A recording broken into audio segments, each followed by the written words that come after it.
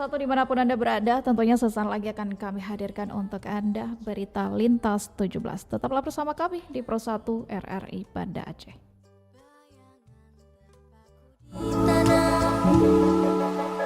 RRI Pro 1, kanal informasi dan inspirasi.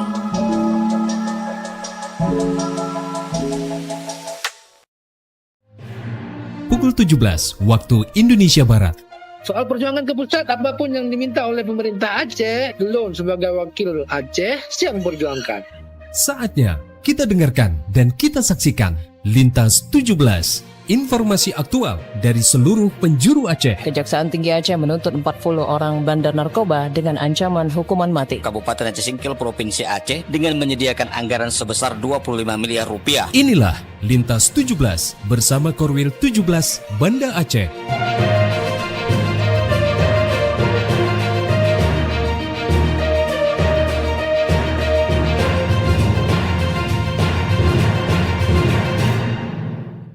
Assalamualaikum warahmatullahi wabarakatuh. Dari Jalan Sultan Iskandar Muda nomor 13 Banda Aceh, saya Khaira bersama RRI Sekorwil Nusantara 17 Banda Aceh, Loksmawe, Melabuh, Takengon, Sabang, dan Singkil mengantarkan Lintas 17 siaran berita berjaringan, menyajikan informasi aktual yang terjadi di berbagai penjuru Aceh. Edisi hari ini, Rabu 14 Januari 2026.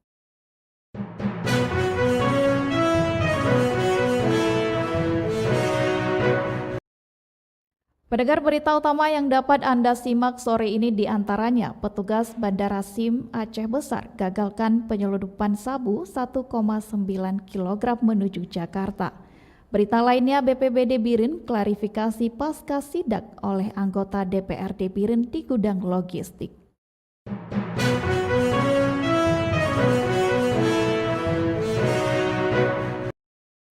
Siaran berita berjaringan ini dapat juga Anda akses melalui RRI Digital serta turut disiarkan Radio Muda FM Subul Salam, Radio FM PD Jaya, Radio Sapa FM, Suara Bujang Salim Loksmawe, Radio Assalam Uwin Araniri Darussalam Banda Aceh, Radio Suara Sabang, Radio Mutiara FM PD, Radio Cempala Kuneng Aceh Timur, Radio Suluh Tamiang, serta di relay RRI Radio Rimba Raya.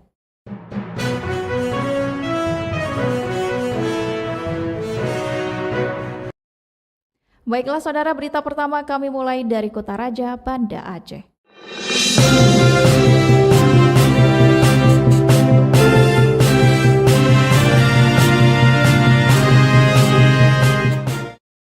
Pendengar, penyelundupan narkotika jenis sabu seberat 1,9 kg berhasil digagalkan petugas di Bandara Sultan Iskandar Muda Blang Bintang Aceh Besar. Narkotika golongan 1 ini dikirim oleh seorang kurir dengan tujuan ke Jakarta. Reporter RRI Banda Aceh, Munjir Pudiana melaporkan. Ini nih. Upaya penyelundupan narkotika jenis sabu-sabu seberat 1,9 kg yang rencananya akan dikirim ke Jakarta berhasil digagalkan petugas di Bandara Sultan Iskandar Muda Blang Bintang Aceh Besar. Kasus tersebut terungkap setelah petugas di Bandara Sultan Iskandar Muda mendeteksi narkoba yang dibawa oleh seorang penumpang berinisial NF, 42 tahun, warga Kabupaten Pidi di pintu pemeriksaan X-ray. Narkoba tersebut dimasukkan ke dalam koper dan hendak diterbangkan dengan tujuan Jakarta. Kapolresta Banda Aceh, Kombes Pol Andi Kirana mengatakan tersangka mengakui barang haram itu diperoleh dari seorang yang biasa dipanggil Muslim di Kabupaten Pidi. Tersangka juga mengaku menerima barang tersebut dari rekannya dengan upah 40 juta rupiah. Dia adalah hasil tangkapan kurang lebih 2 kg ini sabu yang dilakukan oleh Pusat Narkoba Polresta Banda Aceh yang dilakukan oleh tim sus kita yang sudah melakukan pengungkapan di TKP Bandara Sultan Iskandar Muda, tepatnya di X-ray Bandara Sultan Iskandar Muda. Akan bertolak kemana ini Pak? Informasi terakhir, kita sudah melakukan check-in dan sebagainya, termasuk dengan alat komunikasi yang dilakukan oleh tersangka, arah tujuan ke Jakarta, Bandara Soekarno Hatta. Menurut pengakuannya, tersangka NF telah 3 kali menyelundupkan narkotika keluar daerah dari berbagai lokasi, termasuk dari Batam, Pekanbaru, dan Surabaya, dengan jumlah dan upah yang bervariasi. Sementara itu, kepolisian saat ini juga sedang memburu 3 DPO lainnya. Atas perbuatannya, tersangka dijerat dengan Undang-Undang Nomor 35 Tahun 2009 tentang narkotika dengan ancaman hukuman maksimal pidana mati. Dari Banda Aceh, reporter Munzir Budiana melaporkan. Pendengar, BPBD Biren menegaskan logistik yang berada di gudang bukanlah hasil penimbunan, melainkan bantuan yang datang di penghujung masa tanggap darurat. Berikut dilaporkan Cindy Novita. Badan Penanggulangan Bencana Daerah BPBD Kabupaten Biren memberikan klarifikasi terkait hasil inspeksi mendadak atau sidak yang dilakukan anggota DPRK Biren ke gudang logistik BPBD. Dalam sidak tersebut ditemukan sejumlah sisa bantuan bencana yang belum tersalurkan ke masyarakat. PLT Kepala Pelaksana BPBD Kabupaten Biren Doli Mardian menegaskan bahwa informasi yang menyebut adanya penimbunan bantuan logistik tidaklah benar. Ia menyebut logistik yang berada di gudang merupakan barang yang datang di penghujung masa tanggap darurat. Jadi terkait dengan pemberitaan BPBD menimbun bahan logistik itu tidak benar, Pak. Bahwasanya barang yang ada di gudang kita ini barang yang tiba di akhir masa tanggap darurat Kabupaten Biren, Pak. Yang barang yang kita mohon, Pak. Pada masa tanggap darurat sebelumnya, BPBD telah menyalurkan bantuan sesuai kebutuhan dan prioritas di lapangan. Sementara logistik yang tersisa saat ini masih tercatat secara administrasi dan terus didistribusikan ke masyarakat korban banjir. BPBD Biren menegaskan komitmennya untuk tetap transparan dalam pengelolaan bantuan bencana. Doli berharap masyarakat tidak terpengaruh oleh informasi yang tidak utuh, serta meminta semua pihak mendukung upaya penanggulangan bencana secara bersama-sama. Dari Banda Aceh, Cindy Novita melaporkan. Pemerintah Aceh siapkan relokasi hunian layak bagi korban bencana. Informasi selengkapnya dilaporkan rekan Sadli. Pemerintah Aceh memastikan penanganan rehabilitasi dan rekonstruksi rehab rekon pasca bencana dilakukan secara fleksibel, khususnya bagi warga yang rumahnya rusak berat dan tidak memungkinkan dibangun kembali di lokasi semula. Sekretaris Daerah Aceh M. Nasir mengatakan, pembangunan rumah bagi korban bencana dapat dilakukan melalui skema relokasi ke lokasi yang lebih aman. Relokasi tersebut dapat memanfaatkan berbagai opsi lahan, baik milik pemerintah maupun hibah masyarakat. M. Nasir menyampaikan skema relokasi sebenarnya bukan hal baru di Aceh. Pasca tsunami 2004, pemerintah pernah memindahkan warga ke kawasan baru yang dibangun oleh pemerintah Jepang pada tahun 2007. Namun dalam kondisi saat ini, relokasi menjadi lebih rumit karena keterbatasan lahan yang dekat dengan lokasi asal warga. Yang tadi itu digeser dari tempat baru dibangunkan oleh pemerintahnya hanya juga itu. Ya, tapi digeser tempatnya dari tempat-tempat yang lain. Boleh tanah pemerintah kabupaten, boleh tanah pemerintah provinsi, boleh tanah pemerintah pusat, boleh juga HGU. Ya, HGU itu. Lebih lanjut, M. Nasir menambahkan, pemerintah tetap berupaya agar lokasi tidak terlalu jauh dari lokasi awal demi menjaga mata pencarian dan kehidupan sosial masyarakat terdampak. Selain penanganan hunian, pemerintah Aceh sejak hari pertama bencana telah melakukan langkah-langkah terpadu melalui 19 klaster penanganan, mulai dari penyelamatan dan evakuasi korban, pendirian posko hingga distribusi logistik kepada masyarakat terdampak. Nasir menjelaskan seluruh upaya tersebut dilakukan secara koordinasi dengan pemerintah kabupaten kota, TNI Polri, relawan serta dukungan pemerintah pusat. Pemerintah Aceh berkomitmen memastikan proses pemulihan berjalan adil, aman, dan berkelanjutan bagi masyarakat korban bencana. Demikian Sadli melaporkan. Pendengar, pemerintah terus mengirimkan bantuan untuk percepatan pemulihan pasca bencana banjir bandang di Aceh. Bantuan dari Presiden ini berupa alat pengolahan air bersih hingga alat berat. Reporter RRI Banda Aceh Munzir Budiana berikut melaporkan. Bantuan Presiden Republik Indonesia untuk percepatan penanganan bencana di Provinsi Aceh tiba di Pelabuhan Krunggekeh, Kabupaten Aceh Utara, Selasa kemarin. Bantuan yang tiba meliputi 8 unit mobil pengolahan air bersih, 3 unit eskavator standar, 2 unit eskavator long arm, serta 3 unit bulldozer. Seluruhnya disiapkan untuk mendukung evakuasi, pembersihan material pasca bencana, pembukaan akses wilayah serta penyediaan air bersih bagi masyarakat korban terdampak. Kedatangan kapal pengangkut alat berat ini disambut langsung oleh Panglima Kodam Iskandar Muda Majen TNI Joko Hadi Susilo. Panglima Kodam Iskandar Muda mengatakan bantuan ini memiliki nilai strategis dalam mempercepat penanganan bencana di Aceh. Menurutnya, kehadiran alat berat dan kendaraan operasional dinilai sangat membantu TNI, pemerintah daerah, dan instansi terkait dalam pelaksanaan tugas kemanusiaan.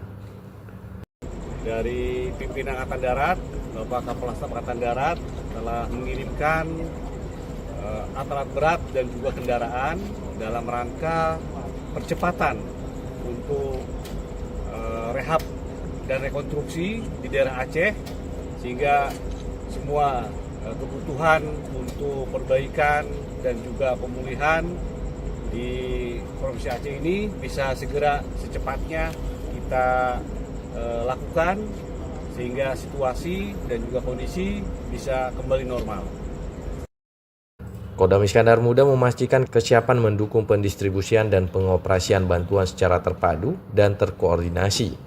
Bantuan tersebut diharapkan dapat mempercepat pemulihan wilayah terdampak, terutama di wilayah yang parah terdampak banjir bandang, diantaranya Aceh Tamiang, Aceh Utara, Pidi Jaya, dan wilayah Tengah Aceh. Reporter RRI Banda Aceh, Muncir Budiana, melaporkan. Pendengar, pemerintah terus berupaya mempercepat proses rehabilitasi mobiler sekolah pada wilayah terdampak bencana banjir dan longsor di Aceh. Selengkapnya dilaporkan Tisi Maulidia Putri. Pemerintah terus berupaya mempercepat proses rehabilitasi mobiler sekolah, yakni perlengkapan yang mendukung proses belajar mengajar seperti meja, kursi, lemari, papan tulis, dan sebagainya pada wilayah terdampak bencana. Pelaksana tugas PLT Kepala Dinas Pendidikan Aceh, Murtala Mudin, menyatakan saat ini sekitar 1.000 unit kursi dan meja siswa yang sebelumnya rusak akibat bencana telah selesai direhabilitasi dan siap digunakan kembali, khusus bagi sekolah menengah kejuruan SMK yang ruangan maupun fasilitas praktiknya mengalami kerusakan dapat berfokus pada pengajaran teori untuk sementara waktu atau praktik kerja ke tempat industri. SMK seluruh Aceh yang terkena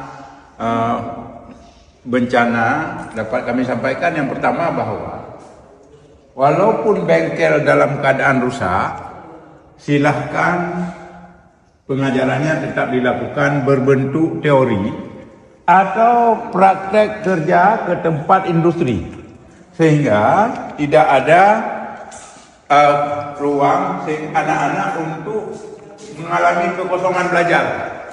Kepala Pusat Data Informasi dan Komunikasi Kebencanaan Badan Nasional Penanggulangan Bencana BNPB, Abdul Muhari, mengungkapkan total sekolah yang terdampak bencana 980 unit, rusak ringan 314, rusak sedang 419, dan rusak berat 247. Selain itu, bencana juga berdampak terhadap 685 pesantren dan sebanyak 194 rusak ringan, 370 rusak sedang, dan rusak berat mencapai 121 unit. Dari Banda Aceh, Tisi Maulidia Putri, Pro 3 RRI, terus mengudara untuk Indonesia.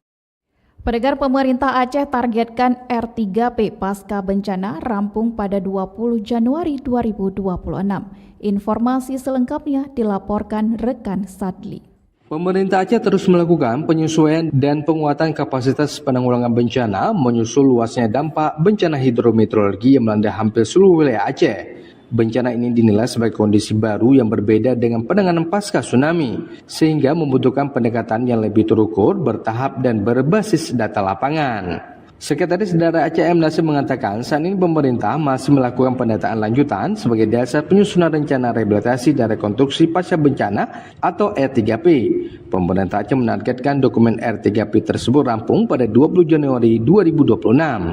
Nasir mengungkapkan bencana hidrometeorologi di Aceh telah berdampak pada 203 kecamatan dan 3.046 kampung. Jumlah penduduk terdampak tercatat mencapai 670.812 kepala keluarga atau sekitar 2,5 juta jiwa, setara hampir 20% dari total penduduk Aceh. Dampaknya tidak hanya dirasakan di wilayah yang terdampak langsung, tetapi juga meluas ke sektor ekonomi seperti kenaikan harga barang dan terganggunya aktivitas masyarakat. Terkait korban jiwa, M. Nasim menjelaskan hingga saat ini tercatat 545 orang meninggal dunia, 31 orang dinyatakan hilang, dan 4.939 orang luka ringan. Dari 191 orang yang sebelumnya dilaporkan hilang, tim SAR gabungan bersama TNI Polri dan relawan berhasil menemukan 162 orang. Operasi pencarian tahap kedua telah dihentikan, namun tim tetap siaga dan akan bergerak jika ada laporan lanjutan dari BPBD Kabupaten Kota. Jumlah pengungsi saat ini tercatat 155.193 jiwa atau 49.800 kepala keluarga. Angka tersebut menurun drastis bila dibandingkan hari ke-9 pasca bencana yang sempat mencapai lebih dari 1 juta jiwa. Penurunan ini menurut Nasim merupakan hasil dari relokasi sementara, pembersihan rumah warga, serta perbaikan fasilitas dasar yang dilakukan bersama pemerintah pusat. Kerjasama dengan kabupaten, kerjasama dengan dibantu oleh pemerintah pusat melalui BWS-nya, melalui balai-balai, ya, sehingga kita berhasil mendorong masyarakat kita itu bisa pulang. Tersisa sampai hari ini 155.153. Lebih lanjut, Nasim menambahkan kerusakan infrastruktur akibat bencana juga tergolong signifikan. Tercatat 1.593 titik jalan dan berbagai kewenangan mengalami kerusakan, serta 468 jembatan terdampak. Kebutuhan anggaran untuk perbaikan infrastruktur yang menjadi kewenangan pemerintah Aceh diperkirakan mencapai 9 triliun. Selain itu, sebanyak 148.760 unit rumah dilaporkan mengalami kerusakan dengan kategori ringan, sedang hingga berat. Tak hanya itu, kata Nasir, sektor pertanian dan perkebunan juga terdampak berat. Puluhan ribu hektar sawah dan kebun masyarakat mengalami kerusakan, termasuk kehilangan ternak milik warga. Pemerintah Aceh berharap melalui penyusunan R3P yang komprehensif dan terintegrasi dengan pemerintah pusat, proses pemulihan pasca bencana dapat berjalan lebih cepat dan tepat sasaran, khususnya dalam pemulihan kehidupan sosial dan ekonomi masyarakat terdampak. Demikian Sadli melaporkan.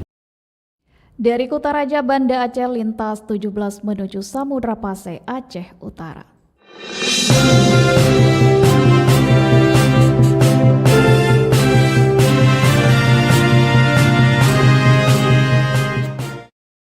Pendengar, Ketua Umum PMI Yusuf Kala turun langsung ke Aceh Utara memastikan bantuan kemanusiaan tepat sasaran bagi korban banjir bandang. Informasi selengkapnya dilaporkan reporter Anita Diana.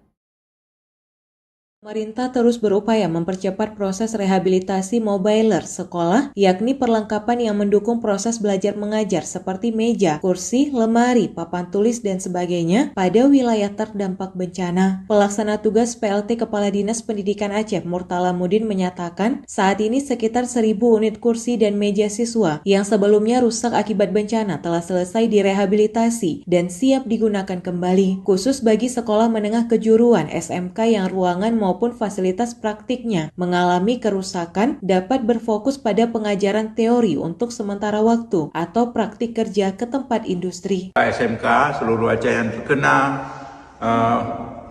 bencana dapat kami sampaikan yang pertama bahwa walaupun bengkel dalam keadaan rusak, silahkan pengajarannya tetap dilakukan berbentuk teori atau praktek kerja ke tempat industri, sehingga tidak ada ruang anak-anak untuk mengalami kekosongan belajar.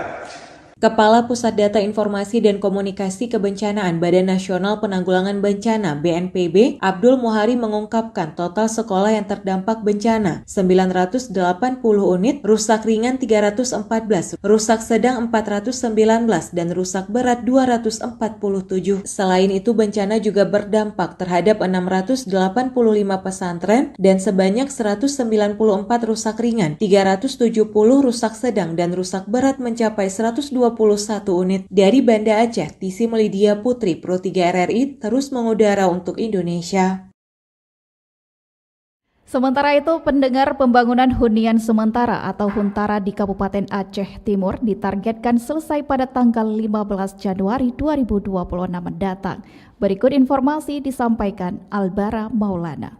Pemerintah terus mempercepat pembangunan hunian sementara atau huntara bagi masyarakat terdampak bencana di Kabupaten Aceh Timur. Pembangunan huntara tersebut ditargetkan selesai dan siap ditempati pada tanggal 15 Januari 2026. Bupati Aceh Timur, Iskandar Usman Al-Faraki menjelaskan, selain fokus pada penyelesaian fisik bangunan, pemerintah juga memastikan huntara dilengkapi dengan berbagai fasilitas penunjang kebutuhan dasar pengungsi. Setiap unit huntara akan disediakan fasilitas seperti ranjang, kasur, kipas angin, dispenser air minum, serta akses internet gratis guna mendukung kenyamanan dan aktivitas penghuni. Proses penyiapan huntara oleh teman-teman anak usaha BUMN, terutama Adikarya, dan juga dari BNPB, ini bisa clear itu 10 hari paling telat, ya 10 hari. Ini akan selesai tanggal 15. Tanggal 15 sudah bisa tempati, huntara itu akan diberikan fasilitas nantinya termasuk ranjang, kasur, kipas angin, dispenser, kemudian akan difasilitasi juga dengan internet gratis. Ya, kita untuk menyangkut dengan logistik tentu juga akan diperhatikan oleh pemerintah. Diharapkan dengan selesainya pembangunan huntara beserta fasilitas pendukungnya, masyarakat terdampak dapat segera menempati hunian yang layak, aman dan nyaman sambil menunggu proses rehabilitasi dan rekonstruksi rumah permanen.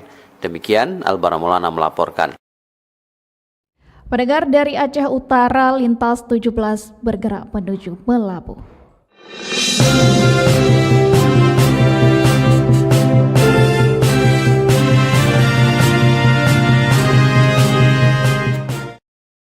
Kapolres Aceh Barat bersama rombongan mengantarkan langsung bantuan sandang dan pangan kepada warga penyintas bencana di Desa Sikundo, Kecamatan Pantai Cermen, Aceh Barat Selasa siang. Berikut laporan Anwar Yunus. Perjalanan menuju Desa Sikundo bukanlah perjalanan biasa. Dari Melabuh, rombongan harus menempuh jalur darat menggunakan mobil, lalu berganti sepeda motor trail, menyusuri sungai dengan perahu kecil, hingga akhirnya berjalan kaki sekitar 1,5 jam. Kapolres Aceh Barat AKBP Yogi Hadi Setiawan memimpin langsung perjalanan panjang tersebut untuk mengantarkan bantuan kepada penyintas banjir bandang di Desa Sikundo, Kecamatan Pantai Cermen. Bantuan bahkan harus ditandu menggunakan kain sarung, menembus sungai dan medan berlumpur sebelum akhirnya tiba di perkampungan yang selama ini terisolasi. Kita menyalurkan untuk Desa Sikundo, ya, untuk Desa Sikundo itu ada kita kirim 40 paket yang terdiri dari pangan berupa beras, kemudian minyak goreng, sarden, mie instan, autan, kemudian biskuit, kemudian selimut, untuk sandangnya selimut, sarung, baju laki-laki dan perempuan, serta makanan cepat saji. Ini alhamdulillah kita bisa salurkan selain Sikundo, kita juga salurkan di 20 paket yang kira-kira 150 kilo ya, ke Desa Ketambang. Yang insya Allah dari Desa Ketambang sendiri nanti bisa membackup ke Canggai mau ke Desa Lawit. Kapolres Aceh Barat AKBP Yogi Hadi Setiawan memimpin langsung perjalanan panjang tersebut untuk mengantarkan bantuan kepada penyintas banjir bandang di Desa Sikundo, Kecamatan Pantai Cermen. Bantuan bahkan harus ditandu menggunakan kain sarung, menembus sungai dan medan berlumpur sebelum akhirnya tiba di perkampungan yang selama ini terisolasi. Sesampainya di Desa Sikundo, lelah perjalanan seketika terbayar. Anak-anak menyambut dengan senyum polos, sementara para orang tua berdiri berderet. Ucapan terima kasih kami kepada Bapak Kapolda Aceh beserta Kapolres Aceh Barat. Terima kasih banyak yang telah memberi bantuan kepada kami masyarakat Kampung Sikundo. Semoga kami mendapat manfaat yang sangat banyak untuk kami. Terima kasih kepada Bapak Kapolda beserta Bapak Kapolres Aceh Barat sekali lagi. Dengan ikut menenteng bantuan di pundak, AKBP Yogi menunjukkan bahwa kehadiran negara bukan sekadar simbol tetapi nyata dan terasa. Bantuan yang dibawa merupakan amanah dari Polda Aceh, termasuk dari Ibu Kapolda Nyonya Ira Marzuki, berupa Al-Quran, pakaian anak-anak serta kebutuhan pokok masyarakat. Total bantuan yang disalurkan mencapai 720 kg, terdiri dari beras, minyak, sarden, mie instan, biskuit, gula, selimut, sarung, pakaian laki-laki dan perempuan, hingga makanan cepat saji. Secara keseluruhan sebanyak 890 kg logistik diharapkan mampu membantu warga Sikundo bertahan sekitar 10 hari ke depan. Tak hanya logistik, perhatian juga diberikan kepada kesehatan warga. Personil Sidokes Polres Aceh Barat turut menyerahkan obat-obatan kepada para penyintas. Dari 115 warga yang terisolir, sebagian besar terutama anak-anak dan lansia mengalami gangguan kesehatan seperti pilek, batuk, demam, gangguan lambung, gatal-gatal, kesemutan pada kaki, hingga tekanan darah tinggi. Di tengah keterbatasan dan sunyi pedalaman, bantuan itu bukan hanya tentang beras dan obat-obatan. Kepolisian Aceh Barat hadir sebagai penguat harapan bahwa di balik hutan sungai dan lumpur yang memisahkan ada tangan-tangan yang tetap berusaha menjangkau, ada kepedulian yang berjalan kaki, memanggul beban dan mengetuk pintu kemanusiaan di Desa Sikundo. Reporter RRI Melabuhan Norinus melaporkan. Pasi dari Melabuh, pendengar Majelis Adat Aceh atau MAA meminta pemerintah melakukan revitalisasi terhadap peran pawang hutan. Hal itu disampaikan oleh Ketua Majelis Adat Aceh Tengku Pawardi Nyakman saat menghadiri rapat koordinasi bersama Forkopimda Aceh Barat dalam membahas isu-isu aktual Selasa pagi. Selengkapnya disampaikan Tama Maulizar. Dalam menanggapi peristiwa bencana banjir yang melanda Aceh, Majelis Adat Aceh atau MAA Aceh Barat meminta pemerintah melakukan revitalisasi terhadap peran pawang utun. Hal itu disampaikan oleh Ketua Majelis Adat Aceh Barat, Tengku Mawardi Nyakman saat menghadiri rapat koordinasi bersama Forkopimda Aceh Barat dalam membahas isu-isu aktual Selasa pagi. MAA menyarankan kepada Forkopimda untuk merevitalisasi peran pawang hutan. Ini penting untuk menjaga kerusakan hutan, menjaga sumber daya hutan, dan sekaligus bisa diwariskan kepada generasi yang akan datang. Pada kesempatan itu, Mawardi menekankan pentingnya peran pawang utun dalam meminimalisir terjadinya perambahan hutan yang dapat mengakibatkan bencana alam.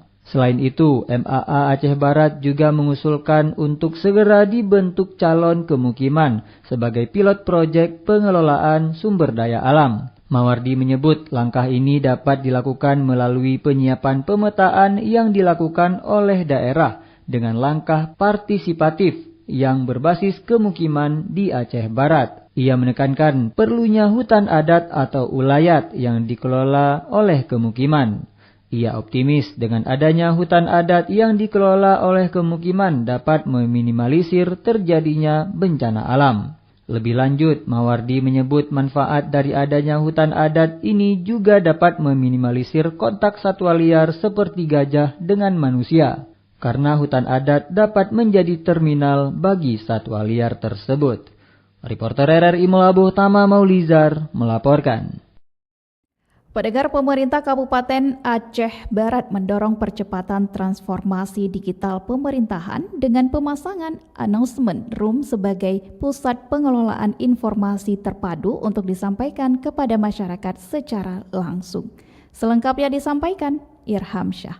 Pemerintah Kabupaten Aceh Barat melalui Dinas Komunikasi, Informasi, dan Persadian Diskomimsa Aceh Barat terus mendorong percepatan transformasi digital pemerintahan. Salah satu langkah strategis yang tengah direncanakan, yakni pembentukan Announcement Room sebagai bagian dari implementasi sistem pemerintahan berbasis elektronik atau SPBE dan pengembangan Smart City Kota Melabuh. Announcement Room dirancang sebagai pusat pengelolaan informasi dan kendali terpadu yang mendukung tata kelola pemerintah berbasis teknologi informasi secara cepat, akurat, dan terintegrasi antar perangkat daerah di lingkungan pemerintah Kabupaten Aceh Barat. Kepala Dinas Komunikasi, Informatika, dan Persandian Kabupaten Aceh Barat, Erdian Maurni, mengatakan Announcement Room akan menjadi ruang strategis dalam pengelolaan informasi pemerintahan sekaligus memperkuat implementasi SPBE yang lebih efektif dan terukur.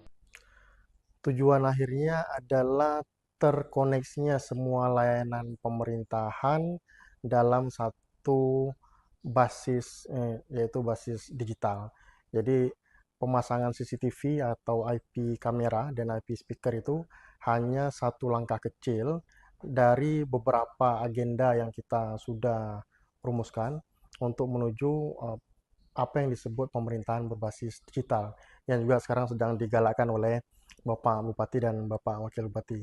Kita harapkan semua akses layanan informasi, tidak hanya terkait dengan lalu lintas, jalan, banjir yang tadi kami sebutkan, tetapi juga nantinya informasi-informasi penting yang bersifat up to date, masyarakat bisa mengaksesnya melalui instalasi yang sudah kita pasang di titik-titik itu.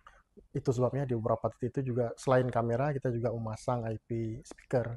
Jadi kalau ada informasi-informasi penting, bisa kita sampaikan melalui IP speaker itu.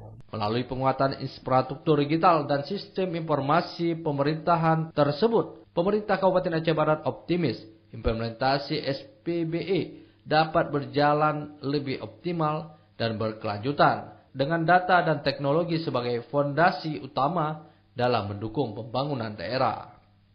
Reporter RRI Melabuh Ilham Syah melaporkan. Dari Melabuh kita menuju ke dataran tinggi Tanoh Gayo.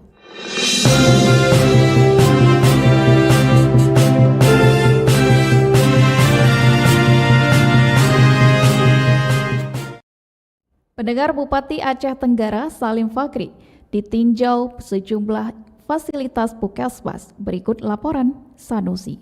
Bupati Aceh Tenggara Salim Fakri meninjau sejumlah puskesmas di kabupaten tersebut kemarin. Kunjungan itu dilakukan di Puskesmas Sukamakmur, Puskesmas Biak Muli, dan Puskesmas Lawi Sumur. Peninjauan ini untuk memastikan kedisiplinan tenaga kesehatan serta kualitas pelayanan kepada masyarakat berjalan sesuai standar yang telah ditetapkan. Bupati Fakri juga mendorong agar nakes untuk meningkatkan mutu layanan kesehatan di daerah. Dalam kunjungan tersebut, Bupati mengecek langsung kehadiran pegawai, jam operasional pelayanan, kebersihan fasilitas, serta kesiapan tenaga medis dan administrasi di masing-masing puskesmas. Harapan kita nanti supaya dengan kunjung ini bisa bermanfaat untuk memotivasi para pelaku-pelaku, artinya apa, para pelayan-pelayan rakyat ini, masyarakat ini. Mudah-mudahan nanti bisa lebih baiklah hasil Layanannya, Pak, ya. Bupati Aceh Tenggara Salim Fakri berharap kinerja tenaga kesehatan di seluruh puskesmas pada tahun 2026 ini dapat terus ditingkatkan demi memberikan pelayanan yang optimal kepada masyarakat. Muhammad Sanusi, RRI Takengon, melaporkan.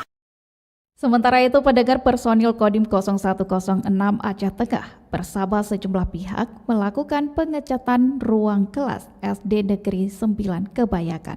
Laporan Fitra Jayadi. Personel TNI dari Kodim 0106 Aceh Tengah bersama Satuan Tugas Penanggulangan Bencana Alam, tenaga pendidik, relawan, mahasiswa, hingga para siswa bahu-membahu melakukan pengecatan ulang bangunan SD Negeri 9 Kebayakan. Sekolah yang berada di Desa Mendali, Kecamatan Kebayakan ini sebelumnya terdampak bencana tanah longsor. Kini perlahan kembali dipercantik agar aktivitas belajar mengajar dapat segera berjalan normal. Salah satu personel TNI, Serma Bambang, mengatakan kegiatan pengecatan ini merupakan wujud nyata kepedulian TNI bersama seluruh unsur terkait dalam mendukung pemulihan sarana pendidikan pasca bencana. Sementara itu, Kepala SD Negeri 9 Kebayakan, Saida Ningsih, mengucapkan terima kasih kepada personel TNI dan berbagai pihak lainnya yang terus memberikan perhatian terhadap sekolah tersebut. Terima kasih Bapak TNI yang sudah berpartisipasi dalam membersihkan sekolah kami. Sebelumnya, SD Negeri 9 Kebayakan sempat tertimbun material lumpur setinggi lebih dari 1 meter akibat bencana banjir maupun tanah longsor pada akhir November tahun 2025 lalu. Dengan pembersihan dan upaya mempercantik gedung sekolah yang kembali dilakukan, aktivitas belajar dan mengajar di lembaga pendidikan itu diharapkan kembali normal. Fitra Jayadi, RRI Takengon, melaporkan. Anda sedang mendengarkan Lintas 17 dari Korwil 17 Banda Aceh.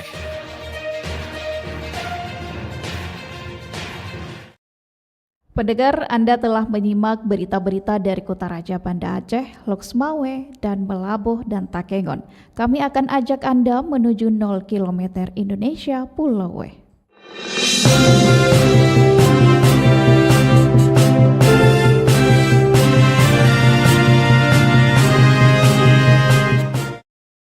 Wali Kota Sabang lantik 18 geci sekota Sabang. Selengkapnya dilaporkan Razi Arda. Wali Kota Sabang Zulkifli Haada mengucapkan selamat dan sukses kepada para geci dari 18 kampung di Kota Sabang yang telah terpilih dan resmi dilantik. Hal tersebut disampaikan dalam sambutannya pada acara pelantikan keci sekota Sabang yang berlangsung hari ini. Wali Kota Sabang juga menyampaikan apresiasi dan terima kasih kepada para geci periode sebelumnya serta para penjabat geci yang telah menjalankan amanah pemerintahan Gampong. Menurutnya, dedikasi para pejabat sebelumnya telah menjaga stabilitas pemerintahan Gampong termasuk mengawal proses pemilihan hingga pelantikan dapat terlaksana dengan baik. dilantik. Saya mengucapkan selamat dan sukses kepada para kecil dari 18 kampung dalam Kota Sabang yang telah terpilih dan resmi dilantik pada hari ini. Pada kesempatan yang baik ini, saya juga menyampaikan apresiasi dan terima kasih yang setinggi-tingginya kepada para kecil masa jabatan sebelumnya dan para pejabat kecil yang telah menjalankan amanah pemerintahan kampung pada masa periode sebelumnya dan selama masa transisi.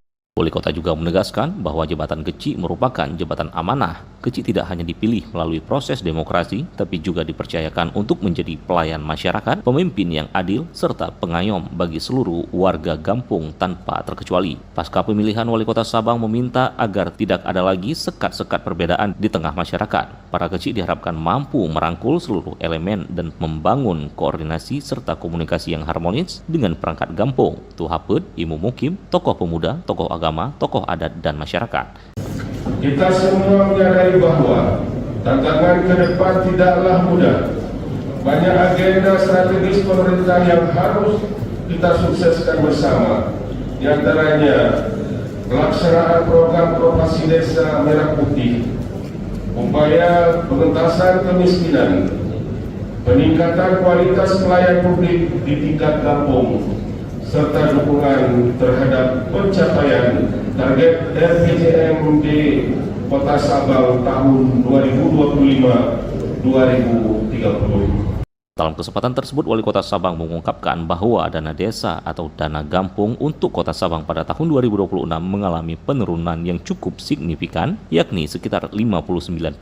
Kondisi ini disebut sebagai tantangan awal bagi para kecil yang baru dilantik. Menghadapi hal tersebut, Wali Kota berharap para kecil dapat menyusun APBG dengan skala prioritas yang ketat, fokus pada kebutuhan dasar masyarakat, serta menghindari kegiatan seremonial dan belanja yang tidak mendesak. Ia juga mendorong optimalisasi peran BUMG melalui inovasi dan penggalian potensi lokal, khususnya untuk memperkuat ekonomi kampung dan pengembangan sektor pariwisata dengan tetap menjunjung tinggi transparansi dan akuntabilitas pengelolaan keuangan kampung.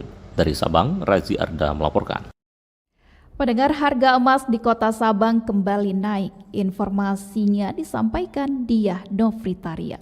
Harga emas di Kota Sabang kembali mengalami kenaikan dalam beberapa waktu terakhir. Kenaikan ini terjadi pada emas perhiasan, emas logam mulia atau LM, emas lokal, hingga emas antam. Salah satu pedagang emas di Kota Sabang, Fitri, menyebutkan pergerakan harga emas dipengaruhi oleh pasar nasional. Kondisi tersebut turut mempengaruhi pola transaksi masyarakat di Kota Sabang. Harga emas hari ini 8.200.000. Dari pagi masih 81, sore sudah naik. Untuk hari ini ada yang penjualan, ada yang beli juga. Cuman bandingnya 20-30 main ke atas lah.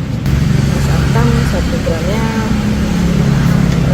2.968.000. Kalau pecahan 1 gram, pecahan 2 gram 2.960.000. Emas LM sama lokal, LM 2.510.000. Kalau lokal 1 gramnya 2.468.000. Untuk emas perhiasan, transaksi harian di Kota Sabang didominasi oleh penjualan. Penjualan emas perhiasan mencapai hingga 30 mayam per hari. Sementara itu, transaksi pembelian emas perhiasan relatif terbatas. Pembelian hanya berkisar sekitar 10 mayam per hari. Selain perhiasan, harga emas antam ukuran 3 gram tercatat Rp8.865.000 dan 5 gram sebesar Rp14.750.000. Kemudian untuk ukuran 10 gram dibanderol dengan harga Rp29.450.000, 25 gram Rp73.500.000 dan 50 gram Rp146.500.000. Fitri menilai transaksi pembelian emas antam saat ini masih terpantau sepi. Menurutnya, masyarakat cenderung menahan pembelian sambil menunggu pergerakan harga yang stabil. Diah Novitaria melaporkan. Pendengar, dari 0 km Indonesia Sabang, lintas 17 bergerak menuju kawasan bumi Syekh Abdul Rauf As-Singkili.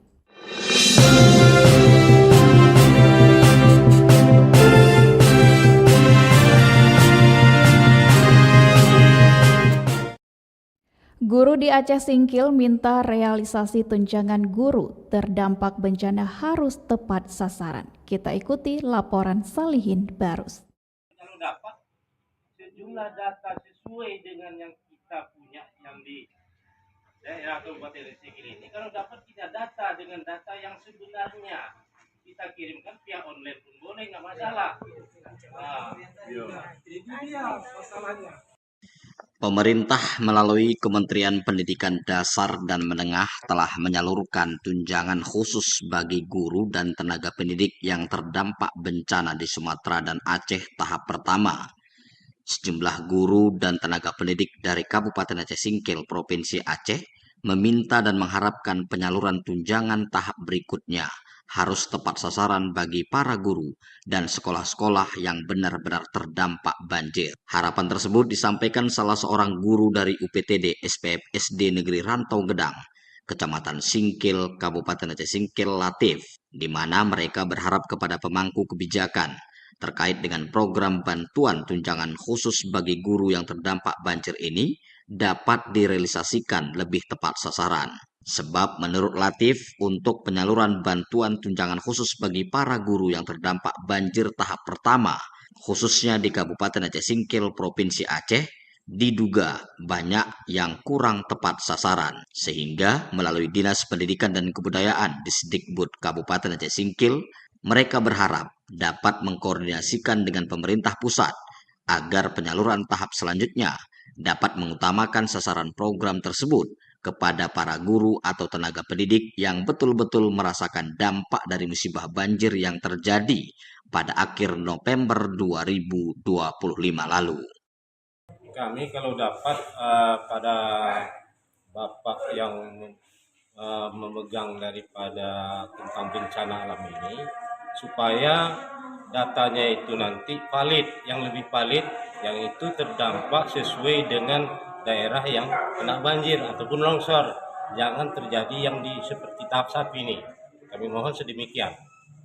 Diperjelas Pak, tahap 1 bagaimana kondisinya? Kalau di tahap 1 seperti daerah Gunung Riah, itu daerah Rimo, Tanah Merah itu cuman dia kan enggak ada air pun enggak ada masuk. Tapi yang di daerah Kecamatan Singkil yang banyak air penampung itu kena banjir sampai 2 meter, itu nggak ada yang mendapatkan. Inilah yang kami agak kecewa, maka kami audiensi ke sini, ke Dinas Pendidikan. Kabarnya Sementara itu di tempat terpisah, sebelumnya Kepala Dinas Pendidikan dan Kebudayaan Disdikbud Kabupaten Aceh Singkil melalui Kasubag Umum Heri Sahputra mengatakan bahwa penyaluran program tunjangan khusus bagi para guru terdampak banjir di Kabupaten Aceh Singkil tersebut sebelumnya tidak ada keterlibatan dari Dinas Pendidikan. Bahkan katanya data penerima manfaat bantuan yang sudah disalurkan pada awal Januari 2026 kemarin melalui rekening masing-masing penerima manfaat yaitu para guru di Kabupaten Aceh Singkil, Heri menjelaskan diambil data oleh Kemendikdasmen melalui data dari Satuan Pendidikan Aman Bencana atau SPAB. Tentang tunjangan guru terdampak bencana, pada awalnya kami tidak tahu menjadi tahu dan kita sudah komunikasi langsung dengan pihak Pusat Pembiayaan Kementerian Pendidikan.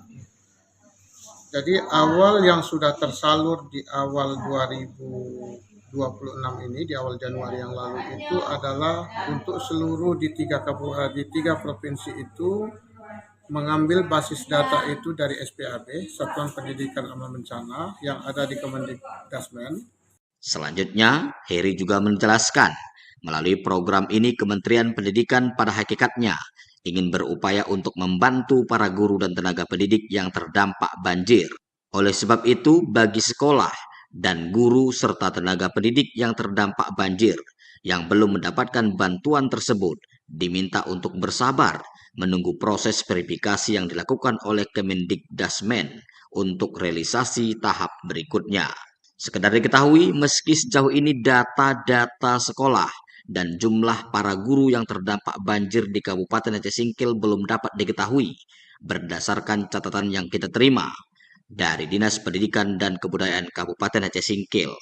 Akan tetapi, untuk tahap pertama, jumlah penerima guru dan tenaga pendidik di Kabupaten Aceh Singkil yang telah merasakan manfaat program tunjangan khusus bagi guru terdampak bencana di Kabupaten Aceh Singkil tahun anggaran 2026 sebanyak 330 orang. Sedangkan untuk nominal bantuan tunjangan itu sendiri yang diterima para guru dan tenaga pendidik tersebut berdasarkan pengalaman tahap pertama dikabarkan mencapai sebesar 2 juta rupiah, belum terdapat potongan pajak. Demikian Salihin Barus melaporkan. Pendengar, Satpol PP dan WH Subul Salam gertak pelajar bolos sekolah dan menghisap lem cap kambing di area Masjid Agung dan depan Indomaret. Beberapa pelajar diamankan untuk pembinaan. Berikut laporan Juprianto dari Singkil. Tim Satuan Polisi Pamung Praja dan Wilayatul Hisbah Kota Subul Salam kembali menggelar razia rutin terhadap pelajar yang berkeliaran pada jam pelajaran. Hasilnya petugas menemukan fenomena memprihatinkan terkait perilaku siswa di luar sekolah. Operasi penertiban itu menyasar sejumlah titik rawan yang sering dijadikan tempat perkumpulan siswa nakal. Dalam aksi tersebut, petugas menggerebek sebuah di kawasan Masjid Agung Subul Salam. Di lokasi tersembunyi tersebut ditemukan 5 orang remaja yang diduga sedang asik merokok dan mengkonsumsi lem cap kambing secara ilegal. Meskipun kedatangan petugas, para pelajar tersebut sempat kocar-kacir melarikan diri ke berbagai arah. Namun setelah aksi pengejaran tersebut, 1 orang berhasil diamankan oleh tim di lapangan. Sementara 4 rekan lainnya berhasil meloloskan diri dari sergapan. Petugas turut mengamankan sejumlah barang bukti dari lokasi penggerebekan di area masjid tersebut. Barang bukti berupa puntung rokok serta sisa lem cap kambing yang siap hisap langsung dibawa bersama 1 pelajar. Kepala Satpol PP dan WH Kota Subul Salam melalui Kabid Rantip Mulyadi Cibro menegaskan bahwa penindakan tersebut dilakukan untuk memberikan efek jera. Menurutnya keterlibatan sekolah dan orang tua sangat krusial dalam memantau pergaulan anak di luar jam sekolah. Para orang tua, mohonlah kita bekerja sama. Mari kita sama-sama untuk memantau anak kita masing-masing. Betulkah dia sekolah atau cabut? Jadi mohon juga kerjasamanya para guru dan orang tua. Kemarin kami sudah bekerja sama dengan bapak-bapak dari Korpri, Persatuan Guru Republik Indonesia ya. Kami akan memantau anak-anak sekolah yang cabut dimanapun berada. Untuk imbauan kepada pihak sekolah ataupun kepala sekolah, mohon anak-anak yang terlambat jangan disuruh pulang, disuruh masuk aja. Kasih konsekuensinya apa, konsekuensinya yang dibuat di sekolah. Karena orang tua tahu anak-anak itu berangkat ke sekolah, jangan disuruh pulang. Di lokasi berbeda, petugas juga menyisir area publik di depan Indomaret, tepatnya di depan SMP unit Subul Salam. Di sana tim menemukan 2 orang pelajar yang sedang asik nongkrong saat jam belajar. 2 pelajar terjaring di pusat pembelajaran tersebut, 1 orang dibawa ke Mako Satpol PP karena memerlukan proses pendalaman. Sementara 1 pelajar lainnya langsung diantar kembali ke sekolah, alasannya untuk diserahkan ke pihak guru. Demikian, Juprianto melaporkan. Pendengar, dengan berakhirnya laporan tadi, berakhir sudah Lintas 17 sore ini. Berita utama dari RRI sewilayah batas Selasar Korwil 17 Banda Aceh.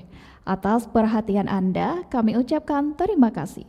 Wassalamualaikum warahmatullahi wabarakatuh. Sekali di udara, tetap di udara. Demikian Lintas 17 sore ini. Produksi Korwil 17 Banda Aceh.